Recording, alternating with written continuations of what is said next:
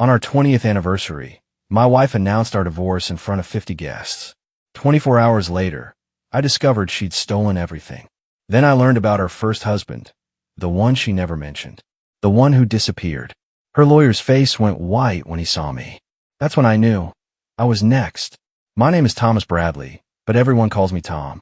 I'm 48 years old, and I own a manufacturing business in Ohio that my father started back in the 70s. We make industrial components, nothing glamorous, but it's honest work, and it's kept our family comfortable for decades. I have 2 kids from my first marriage, Camila, who's 29, and William, who's 27. Their mother, my first wife Linda, passed away 22 years ago from what we thought was a sudden illness. I met Cassie 2 years after Linda died, and she seemed like a miracle. Beautiful, understanding, and most importantly, she said she loved my kids like her own. Cassie told me early on that she couldn't have children, some medical condition she didn't like talking about. I didn't care. I already had 2 amazing kids, and I thought I'd found a woman who would help me raise them and grow old with me. God, was I wrong. The restaurant was packed that night. I'd reserved the whole back section of Bellini's, this upscale Italian place downtown where we'd had our wedding reception. Soft candlelight, white tablecloths, the works. Our closest friends sat around us, glasses of wine already half empty, laughter filling the air. Camila and William were there too, dressed up nice, smiling. I remember thinking how perfect everything looked. I had the small velvet box in my jacket pocket. Inside was a platinum bracelet engraved with our wedding date. I was planning to stand up, make a little speech about how love grows deeper with time, and present it to her. Renew our commitment, you know? 20 years is a milestone worth celebrating. Cassie looked stunning. She always did.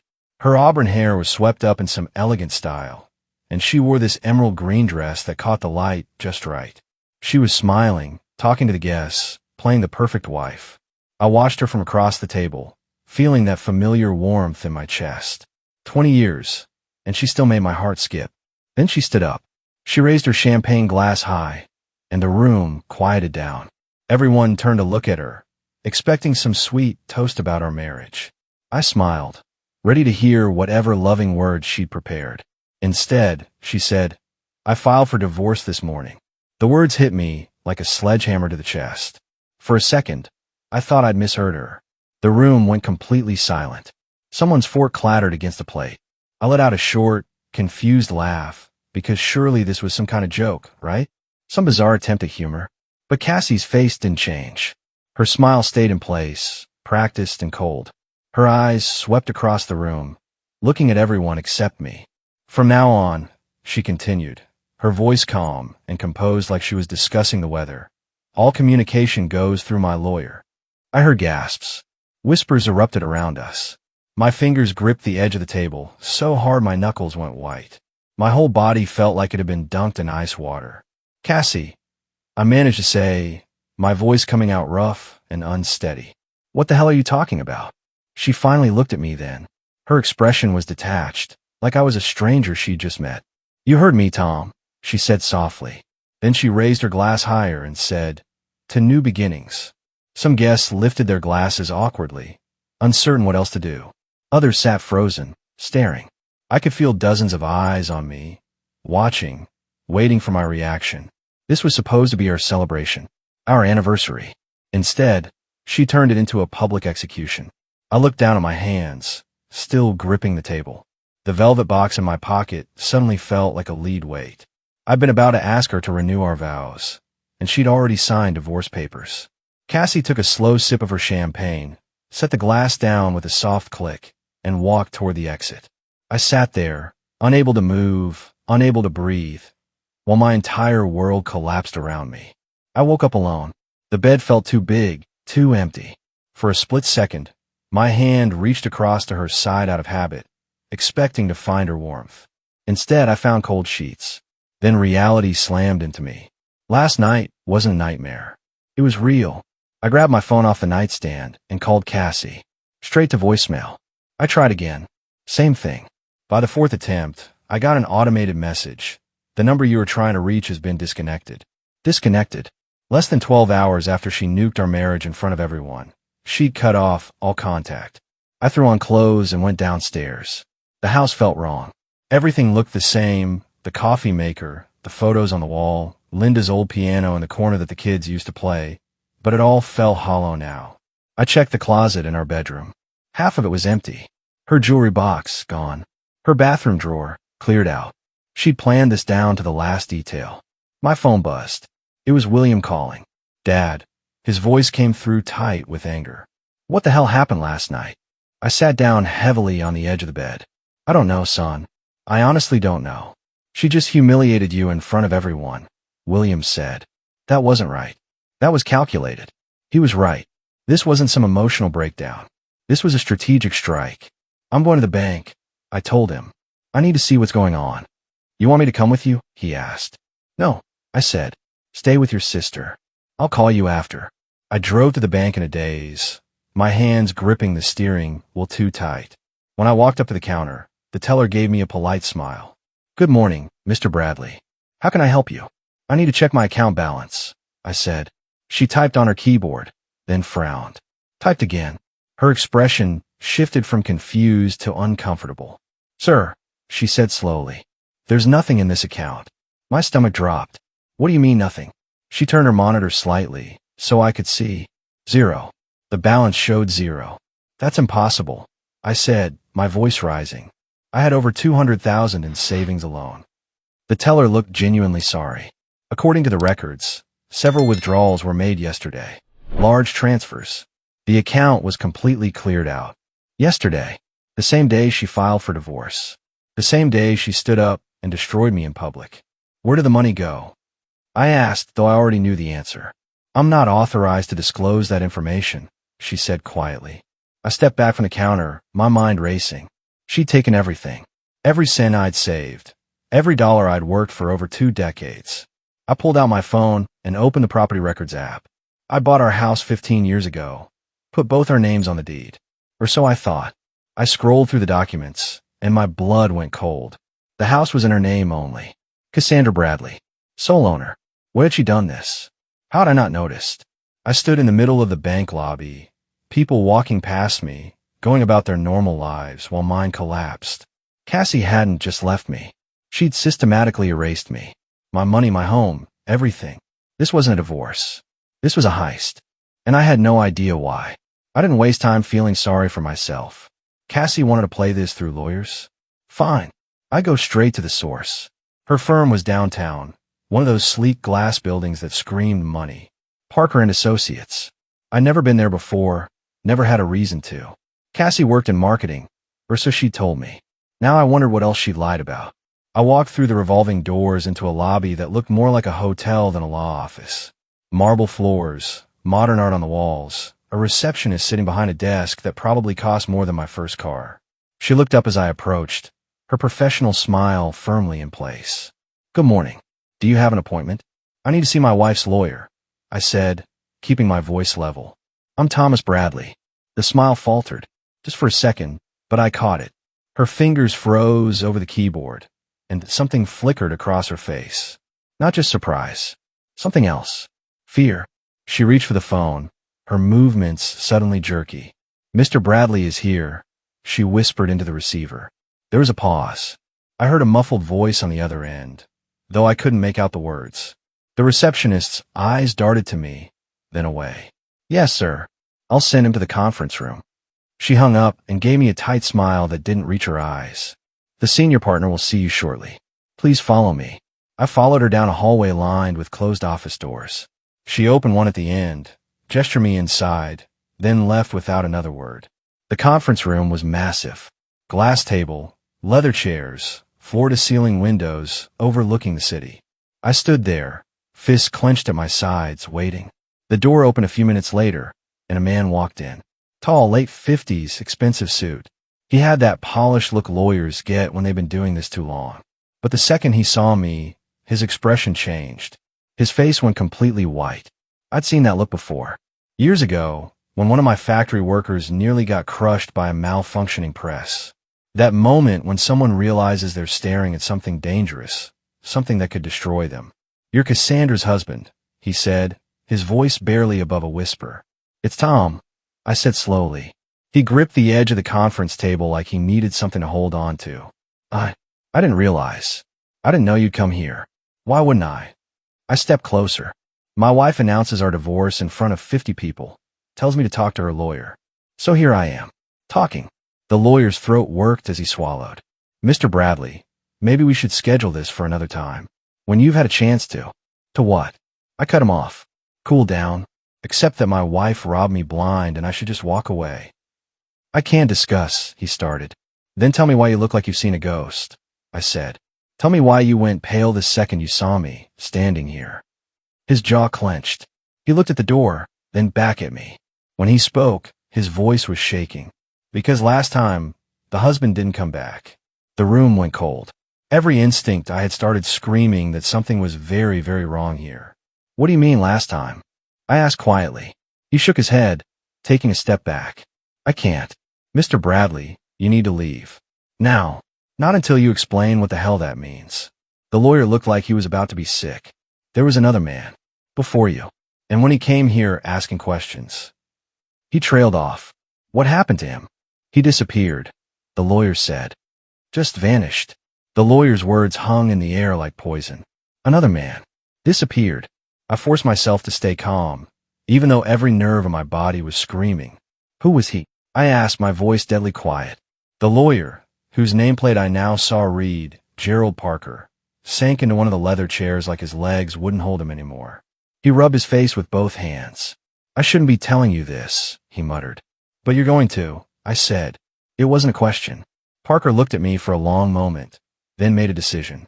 He stood up and walked to a cabinet along the wall, unlocked it with a key from his pocket, and pulled out a thick file folder. He set it on the table between us, but didn't open it. Her name wasn't always Cassandra Bradley, he said quietly. Before she married you, she was Cassandra Thornton. My stomach tightened. Thornton. She was married before. To a man named Preston Thornton. He tapped the folder. Wealthy guy. Real estate investments. Commercial properties up and down the East Coast. They were married for 5 years. She told me she'd never been married before. I said, my voice hard. She told you a lot of things that weren't true, Parker replied. Preston Thornton disappeared 21 years ago. No body. No trail. Just gone. The police investigated for a few months. Then the case went cold.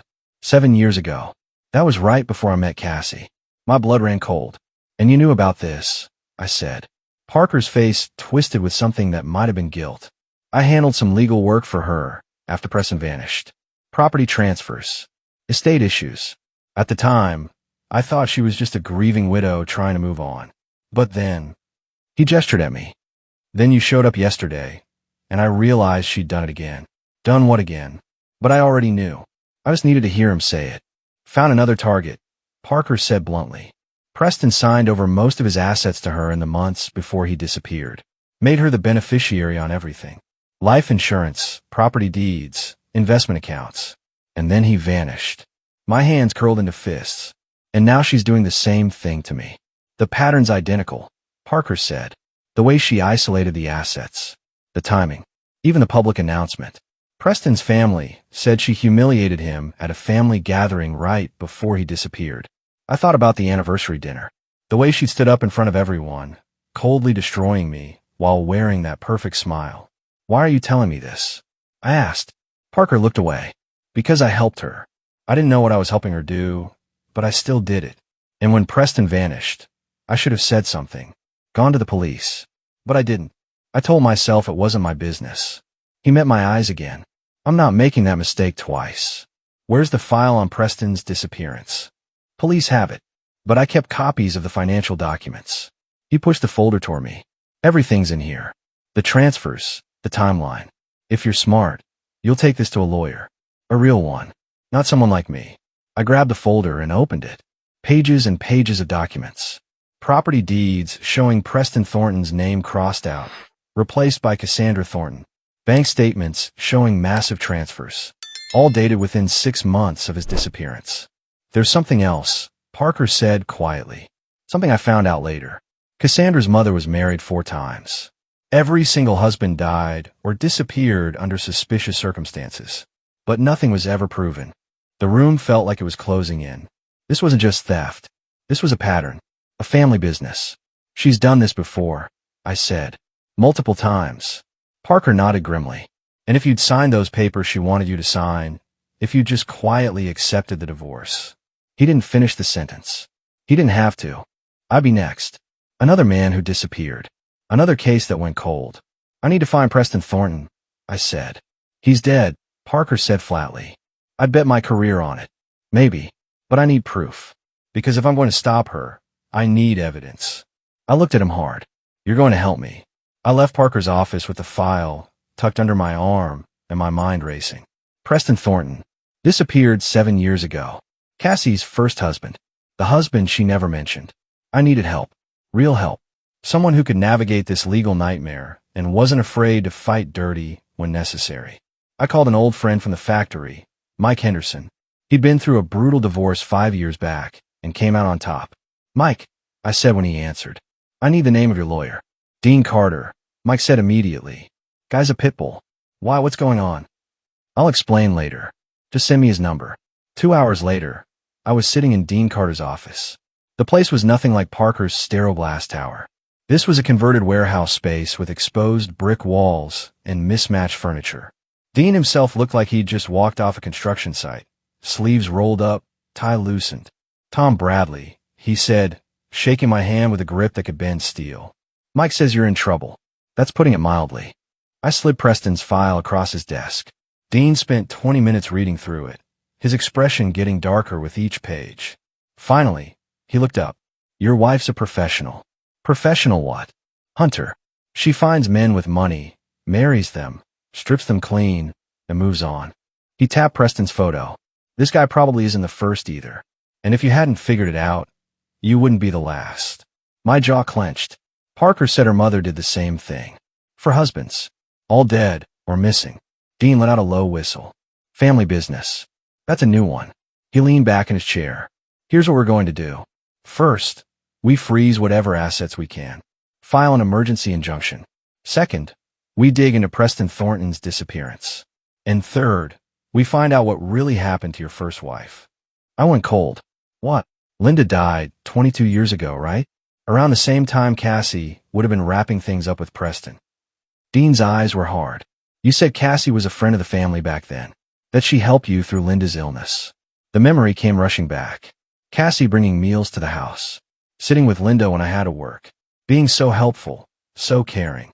You think Cassie had something to do with Linda's death? I said slowly. I think, Dean said carefully, that we need to request Linda's medical records. Because if Cassie was around when she got sick, and if Linda's symptoms match a certain profile, he trailed off meaningfully. My stomach turned. You're talking about poison. I'm talking about being thorough. Dean pulled out a notepad. Tell me about Linda's last few months. What were her symptoms? I forced myself to remember. Nausea, weakness, fatigue. The doctors thought it was flu that turned into pneumonia. She went downhill fast. Dean wrote something down.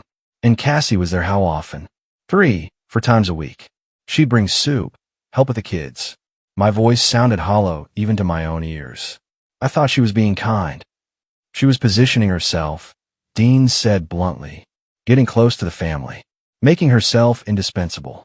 So when Linda died, you'd turn to her for comfort. The pieces clicked into place with sickening clarity. Cassie hadn't fallen in love with me. She'd targeted me. Probably watched Preston for years, waiting for the right moment. And when Linda got sick, Cassie saw an opportunity. We need to exhume Linda's body, I said. Dean nodded grimly. We do. But that's going to take time and a court order. In the meantime, we focus on what we can prove. Preston Thornton vanished, and Cassie inherited everything. Now she's trying to do the same to you. What about the kids? I asked. Cassie's been working on them for months, turning them against me. That's part of her pattern, Dean said. Isolate the target. Make sure when he disappears, nobody asks too many questions because everyone thinks he was unstable or abusive. He met my eyes. Has she accused you of anything? Not yet. She will. Probably domestic violence. Emotional abuse. She'll create a narrative where you're the villain and she's the victim. Dean stood up. We need to move fast. Before she makes her next move. I drove home in a fog, Dean's words echoing in my head. Linda. Cassie might have killed Linda. The woman I loved, the mother of my children, Might have been murdered by the woman I brought into our home. When I pulled in the driveway, William's truck was already there. He met me at the door, his face pale and drawn. "Dad, we need to talk," he said. Something in his tone made my blood run cold. "What happened?" William looked around like he was checking to see if anyone was listening. "Can we go inside? Just us." I led him into my home office and closed the door. William paced for a moment, running his hands through his hair, clearly struggling with something. "Whatever it is," I said gently, "just say it." William stopped pacing and turned to face me. "A few years ago, maybe 3 years back, Cassie." He swallowed hard. "She came onto me." The room tilted. "What?" "I was helping her move some boxes in the garage," William said, his voice tight. "You were at the factory." She started saying things, inappropriate things, about how I was becoming such a strong man, how I reminded her of you when you were younger. He looked sick. Then she touched my shoulder and said if I ever wanted to talk about anything at all, she'd be there for me. My fist clenched. "Why didn't you tell me?" "Because I thought I was imagining it." William's voice rose. "I thought maybe I misread the situation." She backed off after that, never did it again, so I convinced myself it was nothing. But after what she did at the anniversary dinner, after seeing how cold she was, he met my eyes. "Dad," she was setting something up. I don't know what, but it was deliberate. She was creating leverage. I said, the realization hitting me like a hammer. "If you'd responded, she would have had something to hold over you." Over me. Proof that our family was dysfunctional. William nodded slowly. "And if I hadn't responded, she would have just moved on to plan B." "Has she said anything to Camila?" "I don't know. Camila's been weird lately. Distant. She keeps defending Cassie, saying maybe there's more to the story than we know." William's jaw clenched. "I think Cassie's been in her ear for months." I pulled out my phone and called Camila. It went straight to voicemail. "Camila, it's Dad. I need you to come over. It's important. Please." I hung up and looked at William. "We need to tell her everything. About Preston, about Cassie's mother, about what we suspect happened to your mother." William's face went white. "Mom? What about Mom?" I told him. Every detail Dean had laid out. By the time I finished, William was gripping the edge of my desk, so hard his knuckles had gone white. "She killed Mom," he whispered. "That's why she was always around. That's why she was so helpful. She was poisoning her." "We don't know that for sure yet," I said, though I believed it in my bones. "But we're going to find out." The front door opened and closed. Footsteps in the hallway. Camila appeared in the doorway, her expression guarded. "What's this about?" she asked. William and I exchanged a glance. Then I gestured to the chair across from my desk. "Sit down, sweetheart. There's something you need to know about Cassie." Dean called me 3 days later. "We got the court order. Linda's exhumation is scheduled for next week." I was standing in my factory office, watching the production floor through the glass. Everything looked normal down there. Machines running, workers doing their jobs. But my world had been turned upside down. "What are we looking for?" I asked. "Arsenic, thallium, antifreeze compounds. Anything that mimics flu symptoms, but wouldn't show up in a standard autopsy." Dean paused. "Tom, if we find what I think we're going to find, this becomes a murder investigation." "Good," I said coldly. "There's something else." I pulled Cassie's mother's records. For husbands, like you said, 3 died of natural causes. 1 fell down the stairs. But here's the interesting part. The second husband's family requested an autopsy. Found elevated levels of digoxin in his system. That's a heart medication. Right. Small doses are therapeutic. Large doses are fatal. They ruled it accidental overdose. But the family always suspected murder. They just couldn't prove it. My jaw clenched. So Cassie learned from her mother. Looks like it. And here's the really sick part. Cassie has a son. I froze. What? 12-year-old boy. Preston Thornton's kid. She gave birth about a year before Preston disappeared. The boy's been in a private boarding school in Vermont since he was 6. She pays the bills but never visits. The pieces click together with sickening clarity. Cassie had gotten pregnant to lock Preston in, then discarded the child once Preston was gone. Another tool, another manipulation. "We need to use that," I said. "The son proves she was married to Preston. Proves she lied to me. Already on it. I'm filing amended divorce papers today. Fraud, concealment of prior marriage, theft of marital assets. We're going scorched earth. What about Preston's disappearance?" I've got a private investigator looking into it. Preston owned a cabin in the Adirondacks. Remote location, nobody around for miles. His family says he and Cassie went there for a weekend getaway. Only Cassie came back. We need to search that cabin. The family sold it years ago, but the PI's already contacted the current owners. They're willing to let us look around. Dean's voice hardened. Tom, if Preston's body is there, we've got her. When do we go? Tomorrow. Bring warm clothes. It's going to be cold up in those mountains. I hung up and looked down at the factory floor again. Somewhere out there, Cassie was planning her next move. Probably thinking I'd just roll over, sign whatever paper she sent, and fade away quietly. She had no idea what was coming. The cabin sat at the end of a dirt road, surrounded by pine trees and silence. Dean, the PI, and I stood outside, breath misting in the cold air. The current owners, a retired couple, had given us permission to search, but chose not to come along. Preston's family said he was excited about this trip. Dean said, consulting his notes. Told his brother they were going to work things out. That was the last conversation anyone had with him. The cabin was small, 2 bedrooms, a main living area with a stone fireplace. Dusty furniture covered in sheets. It looked like nobody had been here in years. What are we looking for? I asked. Anything unusual, the PI said. His name was Frank Torres, ex-cop with 30 years on the job. Disturbed earth, hidden spaces, evidence of violence. We split up. Dean and Frank took the bedrooms. I checked the main area. Everything looked normal at first. Old couch, dining table, kitchen with outdated appliances. Then I noticed a fireplace. The stones around it were darker than the others. Stained. I knelt down and ran my fingers along the hearth. Something fell off. Dean, I called. Come look at this. He came over, followed by Frank. Frank pulled out a flashlight and examined the fireplace closely. These stones have been replaced. See how the mortar's newer here than the rest. Why would someone replace stones in a fireplace? Dean asked. Frank and I exchanged a look. We both knew why.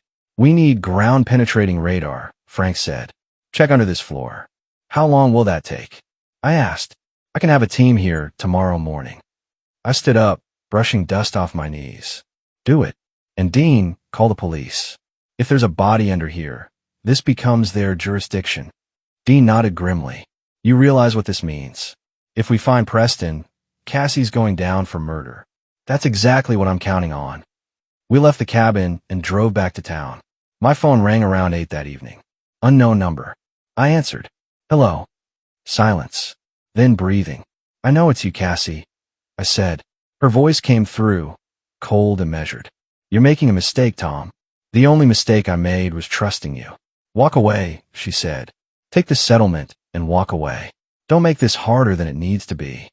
Or what? I'll end up like Preston. The silence that followed told me everything I needed to know. You don't understand what you're dealing with, Cassie finally said. Stop digging. Stop now. Here's what I understand. You killed your first husband. You probably killed my wife. And you thought you'd kill me too. My voice was steel. But I'm still here. And I'm not going anywhere. Then you're a fool, she hissed. Maybe. But I'm a fool who's about to destroy you. She hung up. I sat there in the dark, my heart pounding. Cassie was scared. For the first time since this started, she was genuinely afraid. Good. The ground-penetrating radar team arrived at the cabin at dawn. Frank Torres supervised while Dean and I watched from the doorway. The technicians slowly moved the equipment across the floor near the fireplace. After 20 minutes, he stopped. Got something. 3 feet down right here. My stomach tightened. Frank immediately called the state police. Within 2 hours, the cabin was swarming with investigators, forensic teams, and detectives. They cordoned off the area and began carefully excavating. I stood outside with Dean, watching through the windows. The temperature had dropped, and snow was starting to fall. Mr. Bradley? A detective approached us. Mid-40s, gray hair, tired eyes. I'm Detective Sarah Kane. You're the one who called this in. I am, I said. My wife was married to Preston Thornton before me. He disappeared 7 years ago. She never told me about him. Kane's expression darkened. We've been aware of the Thornton case. It's been cold for years. She glanced back at the cabin. If this is him, it changes everything. 3 hours later, they found it. Human remains, wrapped in plastic, buried beneath the fireplace stones. The forensic team worked carefully, documenting everything. Kane came out and pulled us aside. We'll need dental records for confirmation, but based on the clothing and personal effects, I'm confident this is Preston Thornton. Cause of death? Dean asked. Preliminary examination shows blunt force trauma to the skull. This wasn't an accident. This was murder. I felt a cold satisfaction settle over me. My wife killed him. That's what we need to prove. Where's Cassandra Bradley now? I don't know. She's been avoiding me since she filed for divorce. Kane nodded. We're issuing a warrant for her arrest. Murder, concealment of a body, fraud. She's not going anywhere. My phone buzzed. Unknown number. I showed it to Kane, who gestured for me to answer and put it on speaker. Hello. Tom. Cassie's voice was tight, strained. We need to meet. Tonight. Why would I meet you? Because if you don't, your children are going to learn some very unfortunate things about their father. Things that might make them question everything they thought they knew. My jaw clenched. She was threatening to frame me, create false evidence, fabricate abuse allegations. The final play in her playbook. Where? I asked. The old steel mill on Route 32. 10 o'clock. Come alone, or I release everything to the media. She hung up. Kane looked at me. That's a setup. She's going to try to kill you. I know, I said, but it's also our chance to catch her in the act. I'll wear a wire. You have units standing by. When she makes her move, you move in. Dean grabbed my arm. Tom, this is insane. Let the police handle it. She's threatening my kids, I said coldly. This ends tonight. Kane studied me for a long moment. All right, but we do this my way. You wear a wire, you wear a vest, and you don't engage her physically. The second she incriminates herself, we move in. Understood. Understood. The old steel mill loomed against the night sky, abandoned for 20 years. Nothing but rusted metal and broken windows. I pulled up at 9:55, my heart pounding. The wire was taped to my chest, the bulletproof vest hidden under my jacket. Somewhere in the darkness, Detective Kane and her team waited. I walked into the main building. Cassie stood in the center, illuminated by moonlight streaming through the broken roof.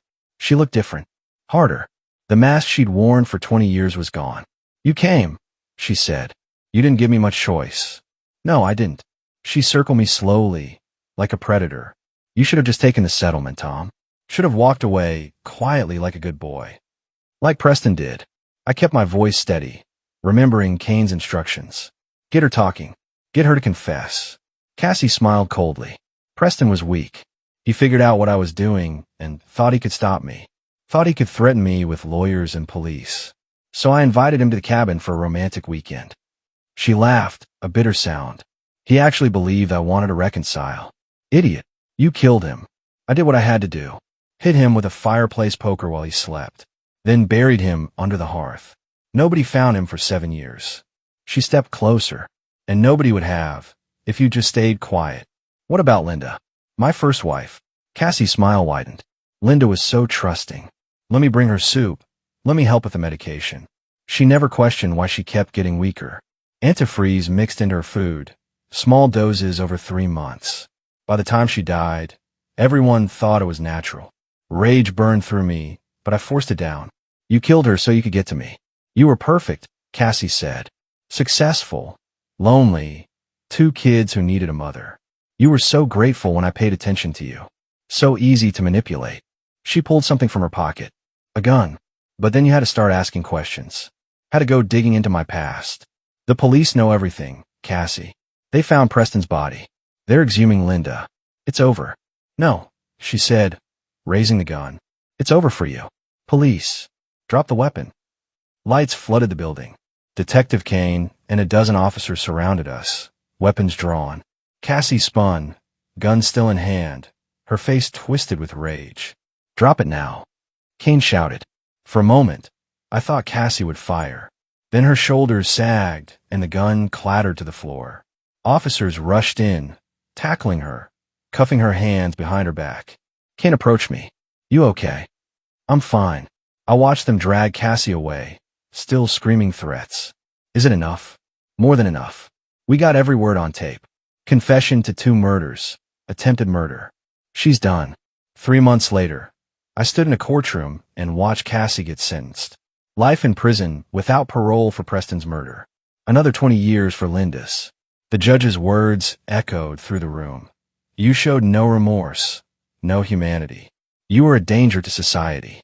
Cassie's son, Preston Jr., went to live with Preston's brother. The kid deserved a real family, people who would actually love him. William and Camila stood beside me as we left the courthouse. My kids, my real family. The ones Cassie had tried to turn against me. It's really over? Camila asked. It's over, I said. She can't hurt anyone ever again. We drove to Linda's grave. I placed flowers on the headstone, Camila and William on either side of me. I'm sorry, Linda, I whispered. I brought her into our home. I should have protected you. Dad, William said gently. You didn't know. None of us did. He was right. But I'd make sure Linda's memory was honored. I'd make sure her death wasn't forgotten. A year later, I sold the house. Too many bad memories. Started over in a smaller place, closer to the factory. William took over more responsibilities of the business. Camila started her own legal practice, specializing in helping victims of financial fraud. I never remarried. Never even dated. Some scars run too deep. But I was alive. I'd survived. And Cassandra Bradley, the woman who'd killed 2 people and tried to kill me, would spend the rest of her life in a cell. That was justice enough.